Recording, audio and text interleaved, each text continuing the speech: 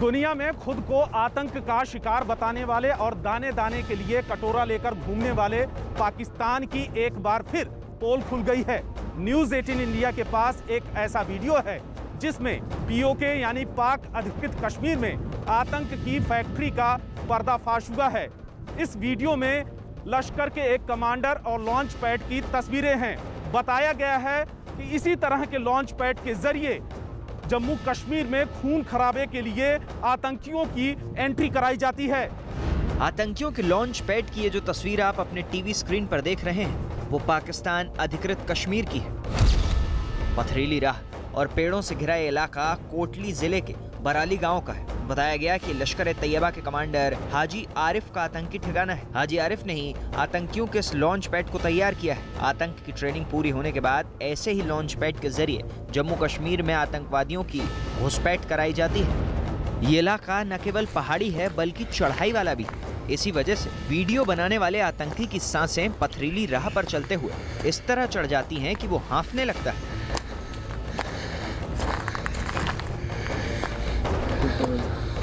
इतनी मेहनत के बाद ये आतंकी जिस व्यक्ति के पास जाकर रुकता है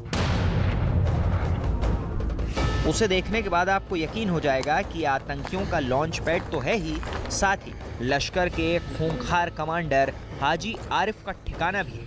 क्योंकि वीडियो में सिर पर टोपी और पठानी सूट में मुस्कुराता दिखने वाला ये शख्स कोई और नहीं, लश्कर-ए-तैयबा का कमांडर हाजी आरिफ ही है।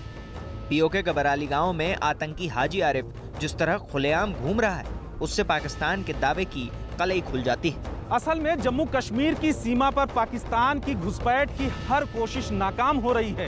भारतीय सेना से लगातार मुंह की खाने के बावजूद पाकिस्तान अपनी हरकतों से बाज नहीं आ रहा है और आतंकियों को पनाह दे रहा है। FATF की ग्रे लिस्ट से पाकिस्तान भले छटपटा रहा हो और आतंकियों से किसी भी तरह के रिश्ते न होने का दावा कर रहा हो, लेकिन आतंक पाकिस्तान की स्टेट पॉलिसी का हिस्सा है। ऐसे पाकिस्तान पर भरोसा नहीं किया जा सकता।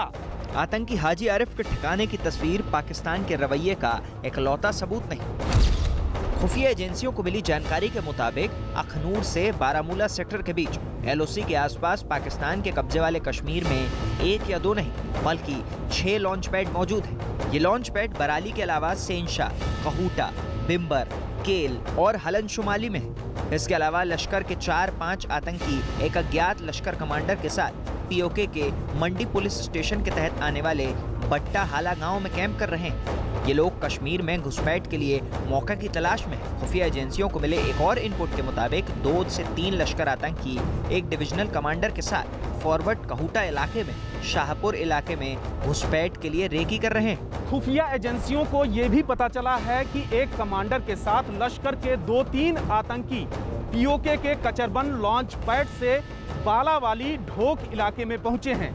ये आतंकी घुसपैठ के लिए LOC के आसपास की रेकी कर रहे हैं। जब से केंद्र सरकार ने जम्मू कश्मीर के सभी दलों के नेताओं के साथ बैठक की है, पाकिस्तान और वहां पलने वाले आतंकी संगठन बौखलाए हुए। पाकिस्तान और हाफिज सईद जैसे आतंकियों की बौखलाहट तब और बढ़ गई थी जब 5 अगस्त 2019 को कश्मीर से आर्टिकल 370 को खत्म कर दिया गया था।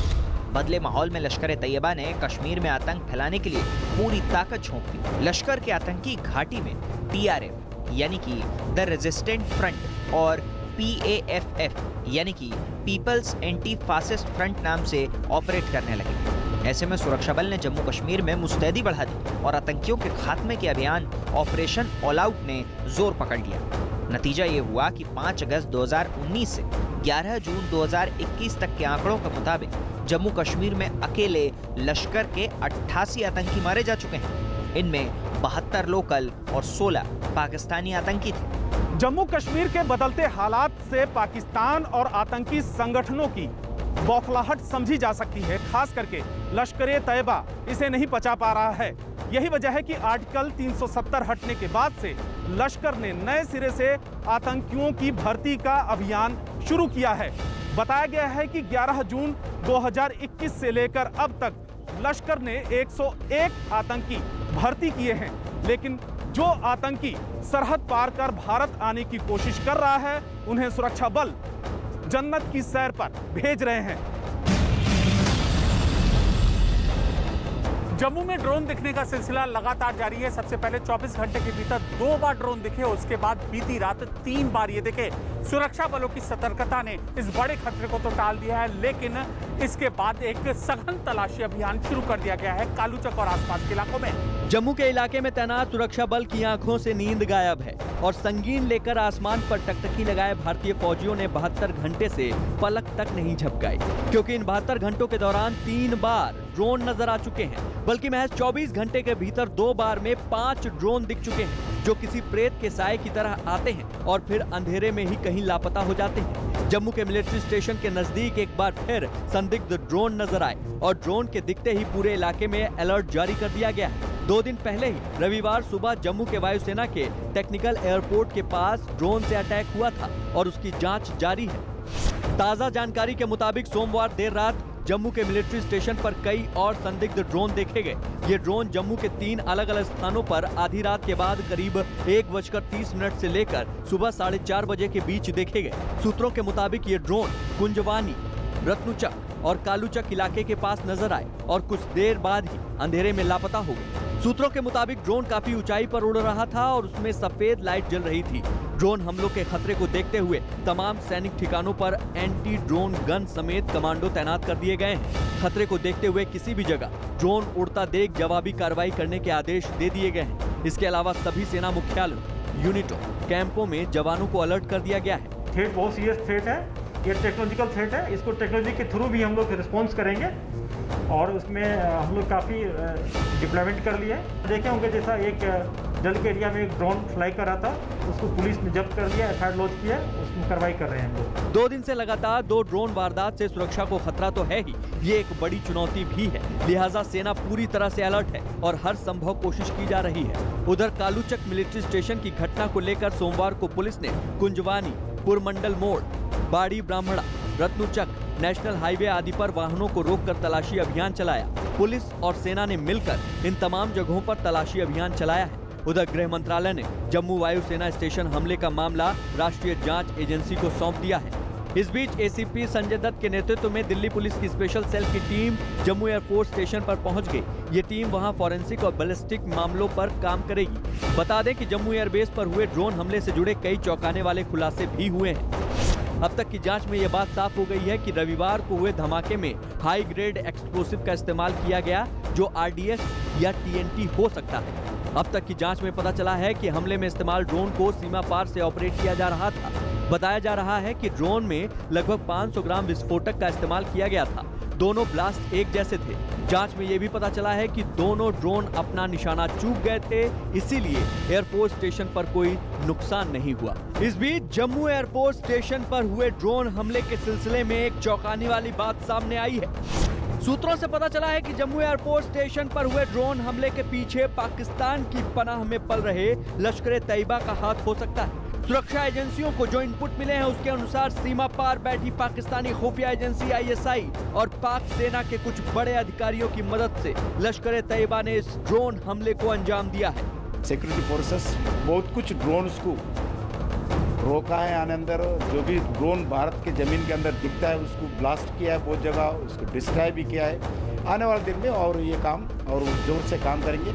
इस विषय पर हाई लेवल पे हमारा सिक्योरिटी फोर्सेस के अंदर चर्चा भी हो रही है, निर्णय भी लिया है। इसलिए आने वाले दिन में ड्रोन्स के विषय पर ठीक तरीके से सिक्योरिटी फोर्सेस कार्रवाई करेंगे।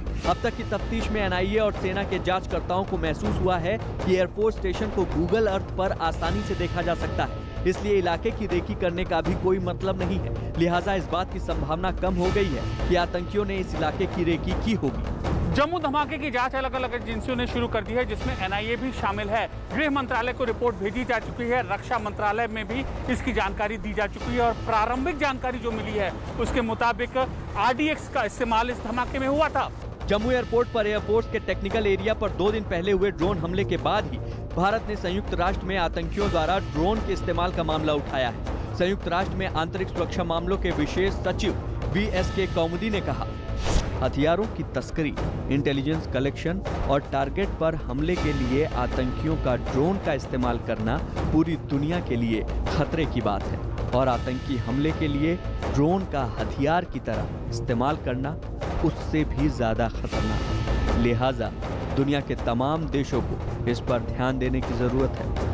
यूएनएससी में हमारे जो फॉरेन सेक्रेटरी है, उन्होंने बहुत अच्छा एक पॉइंट रेज किया है कि बच्चों को टेरर एक्टिविटीज के लिए यूज किया जा रहा है। एनएसए हमारे अजीत डोवाल, इन्होंने एससीओ मीट में आतंकवाद के खिलाफ बहुत कड़ी आवाज में उन्होंने कहा है कि एक रेजोल्यूशन पास करना चाहिए एससीओ कमेटी के कंट्रीज ने, और इस तरह हम पाकिस्तान को चारों तरफ से कॉर्नर कर रहे हैं। भारत ने इस बात पर भी जोर दिया कि सीमा पार से हथियारों की तस्करी के लिए ड्रोन का इस्तेमाल होता आया है, और ये बात भी काबिले गौर है कि 2 दिन पहले ही जम्मू एयरपोर्ट के ATC और वहां पार्क MI-17 जहाजों को निशाना बनाने के मकसद से आतंकियों ने ड्रोन हमले किए थे। हमले के पीछे पाकिस्तानी आतंकी गुट लश्कर-ए-तैयबा का हाथ होने की आशंका जताई जा रही है, और आशंका ये भी जताई जा रही है कि ये सरहद पार से भेजे गए ड्रोन चीन के बने हो सकते हैं, जिन्हें 14 से 16 किलोमीटर के दायरे में आसानी से रात के अंधेरे में उड़ाया जा सकता है।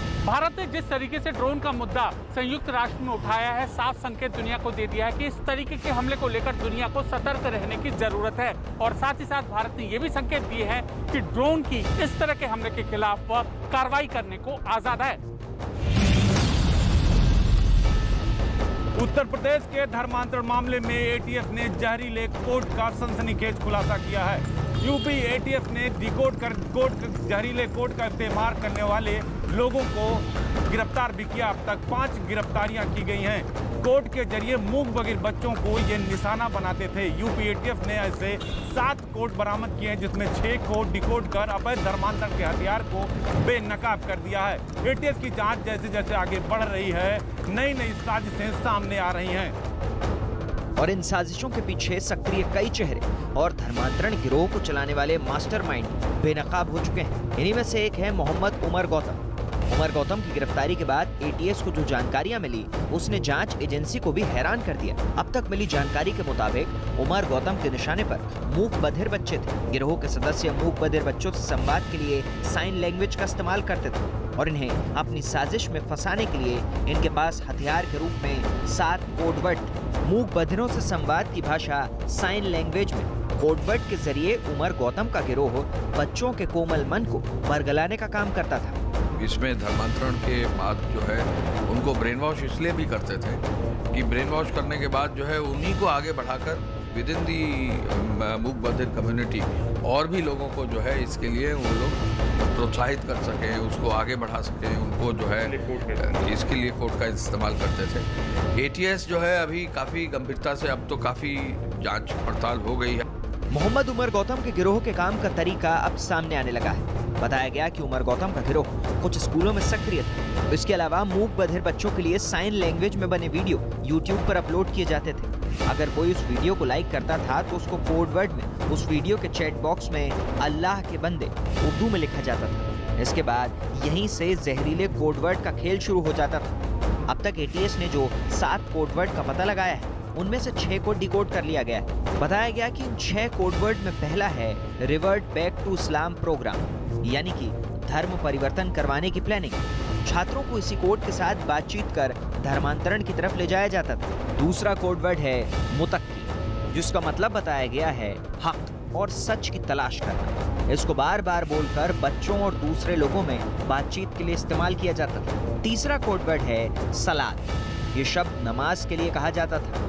इस्लाम में जो धर्मांतरण करता उसको ये जिम्मेदारी दी जाती थी। ये शब्द बहुत बार बोला जाता था, जिससे आम बोलचाल में बोला जा सके। चौथा कोडवर्ड है रहमत, यानी कि विदेशों से आने वाला फंड। इसी नाम के कोड से बातचीत की जाती थी ताकि किसी को शक न हो। पांचवा कोडवर्ड है अल्लाह के बंदे, यानी वो शख्स जो YouTube या सोशल मीडिया पर मूक बधिरों के लिए डाले वीडियो लाइक करता था। छठा कोडवर्ड है मोबाइल नंबर और जन्मतिथि। इस कोडवर्ड में धर्म परिवर्तन करवाने का नाम था। एक ID के रूप में इसको बनाया जाता था। सातवां कोडवर्ड है कौम का कलंक। ये कोडवर्ड अब तक डिकोड नहीं हो पाया है, इसकी जांच की जा रही है। ये कानूनन अपराध है, बहुत बड़ा अपराध है। किसी के माता पिता के जानकारी के बगैर, किसी को जनवाए बगैर आप किसी को इमोशनली या पैसे से या उसकी गरीबी से या मजबूरी से या ब्लैकमेल करके या उसकी फोटो निकाल के या उसका वीडियो निकाल के आप उसके धर्म को परिवर्तन करने के लिए उकसा रहे हैं अनगिनत तरीकों से। इससे बड़ा ये तो कानूनन अपराध है। अवैध धर्मांतरण से जुड़े इन मामलों के तह तक पहुंचने के लिए यूपी एटीएस देश के 24 राज्यों और प्रदेश के 32 जिलों में छापेमारी कर रही है। इस गिरोह की जड़ें इतनी मजबूत थी कि अब तक यूपी एटीएस ने 5 बड़े लोगों की गिरफ्तारी की है। इसका अंदाजा इस बात से लगाया जा सकता है कि महाराष्ट्र के बीड़ से गिरफ्तार इरफान दिल्ली के बाल विकास मंत्रालय में काम करता था और टेलीफोन के जरिए मूक बधिर बच्चों को टारगेट करता था। यूपी एटीएस को अब भी उमर गौतम के गिरोह के 60 से 70 लोगों की तलाश है जो देश के अलग अलग हिस्से में धर्म परिवर्तन कराने के आरोपी हैं। जांच एजेंसी को मोहम्मद उमर गौतम के गिरोह से जो जानकारियां मिली उसमें जहरीले कोडवर्ड के अलावा रहमत यानी कि अवैध धर्मांतरण के लिए विदेशों से आने वाले फंड का भी सुराग मिला है। अब तक मिली जानकारी के मुताबिक उमर गौतम को अवैध धर्मांतरण के लिए कनाडा और कतर से पैसे मिल रहे थे। उमर के ट्रस्ट में 2010 से 2021 तक 1 करोड़ 82 लाख रुपए आए। 50 लाख से ज्यादा रकम दोहा, कतर और अबू धाबी से आई। बताया गया कि उमर गौतम ट्रस्ट के पैसों को अपने खाते में ट्रांसफर कर उसका गलत इस्तेमाल करता था। हवाला के एंगल भी मिले हैं, तो हवाला के एंगल को भी अन्य प्रदेशों में जो है चेकअप किया जा रहा है कि कहाँ ये जा रहा है।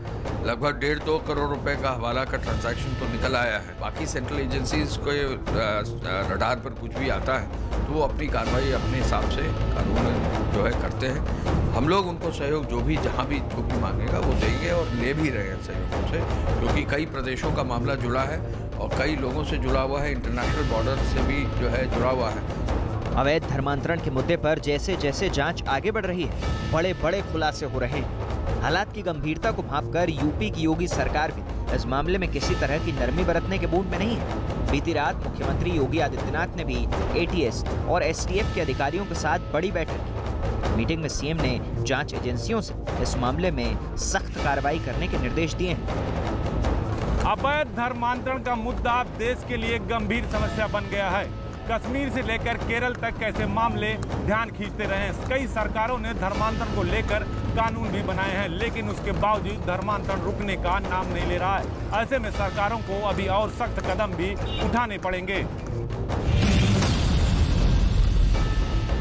जम्मू कश्मीर में 2 सिख लड़कियों के जबरन धर्म परिवर्तन के जिस मामले ने श्रीनगर से लेकर दिल्ली तक तूल पकड़ लिया था, उस मामले में नया ट्विस्ट आ गया है। जिस लड़की के लापता होने की बात कही जा रही थी उसने एक वीडियो जारी कर उसको लेकर किए जा रहे तमाम दावों को सिरे से नकार दिया है। यही है वो लड़की जिसके बारे में अकाली दल से लेकर जागो पार्टी तक ने कई तरह के दावे किए थे।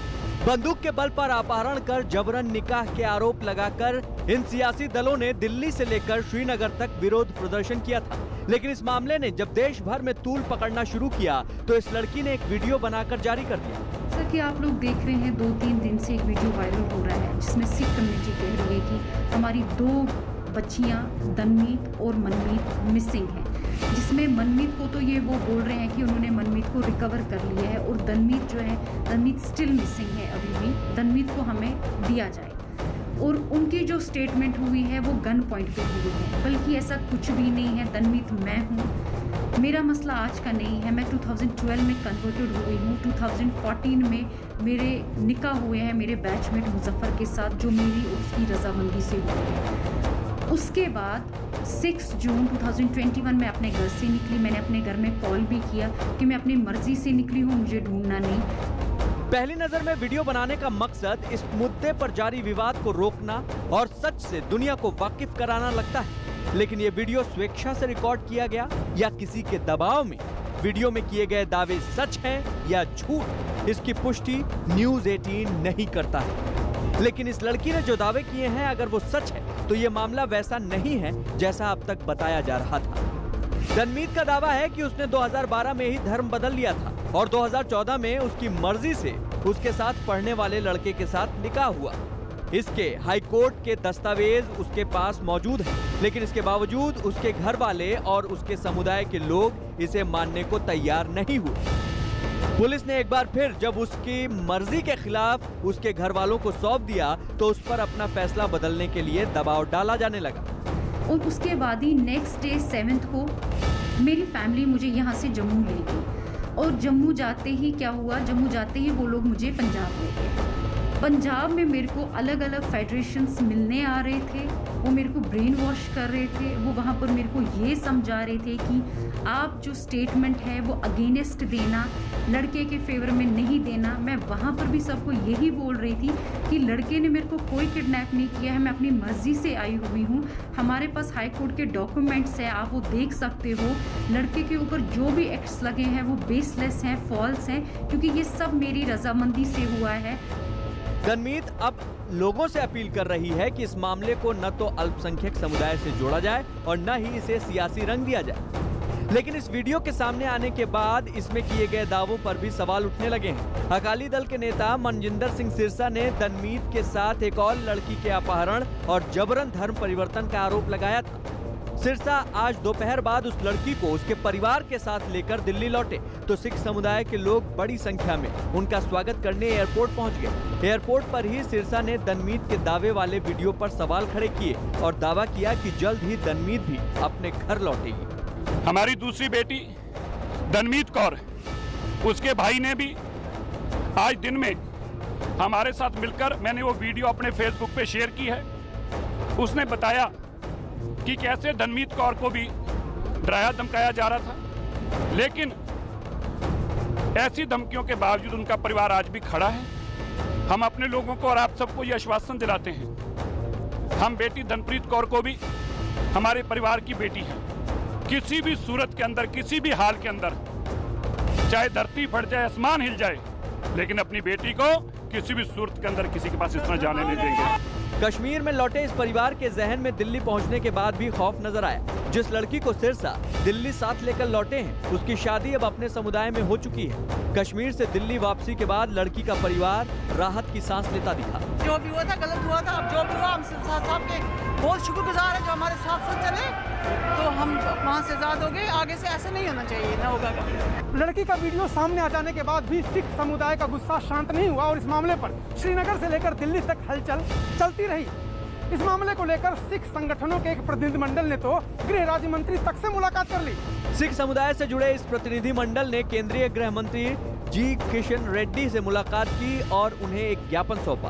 प्रतिनिधिमंडल का दावा है कि गृह राज्य मंत्री ने जबरन धर्मांतरण को गलत बताया और इस पर कार्रवाई का भरोसा दिया। हम मास कन्वर्शन के खिलाफ है, मास कन्वर्शन नहीं होना चाहिए। व्यक्तिगत जो होता है वो अलग बात है, मगर पैसे देकर, लालच बताकर और गन पॉइंट के नीचे कन्वर्शन करना बहुत गलत है। ये अनकॉन्स्टिट्यूशनल भी है, इलीगल भी है, ये फंडामेंटल राइट के खिलाफ भी है। कश्मीर घाटी में सिख लड़कियों के धर्मांतरण का मामला सामने आने पर सिख समुदाय आक्रोश में है। जबरन धर्मांतरण से गुस्साए सिख समाज के नेता लगातार केंद्र सरकार से दूसरे कुछ राज्यों की तरह जम्मू कश्मीर में भी सख्त कानून बनाने की मांग कर रहे हैं। इस मुद्दे पर एक दिन पहले श्रीनगर और दिल्ली में प्रदर्शन हुआ था।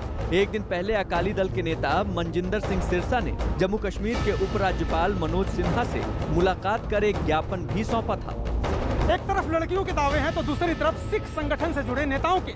सिख संगठन के नेता कहते हैं कि धर्मांतरण के दौरान लड़कियों का ब्रेन वॉश किया जाना कोई नई बात नहीं है, क्योंकि देश भर में धर्मांतरण के कई मामले सामने आ रहे हैं, इसलिए इस मामले के इतना जल्दी शांत होने के कोई आसार नहीं है।